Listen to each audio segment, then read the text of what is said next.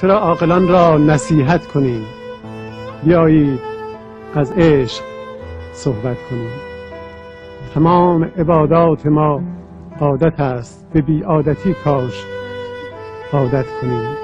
چه اشکال دارد پس از هر نماز 2 رکعت گلی را عبادت کنیم؟ به هنگام نیت برای نماز به آلاله ها قصد قربت کنیم. چه اشکال دارد که در هر قنوت دمی بشنو از نی حکایت کنیم؟ چه اشکال دارد در آیینه ها جمال خدا را زیارت کنیم؟ مگر موج دریا ز دریا جداست؟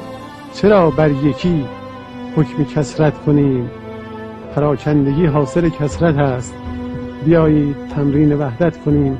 وجود تو چون عین ماهیت است، چرا باز بحث اصالت کنیم؟ اگر عشق خود علت اصلی است، چرا بحث معلول علت کنیم؟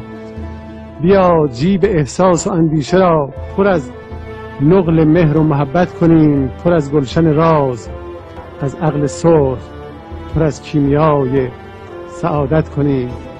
بیایید تا عین القضات میان دل و دین قضاوت کنیم. اگر سنت اوست نوآوری، نگاهی هم از نو به سنت کنیم. مگو کهنه شد رسم عهد الست، بیایید تجدید بیعت کنیم. برادر چه شد رسم اخوانیه؟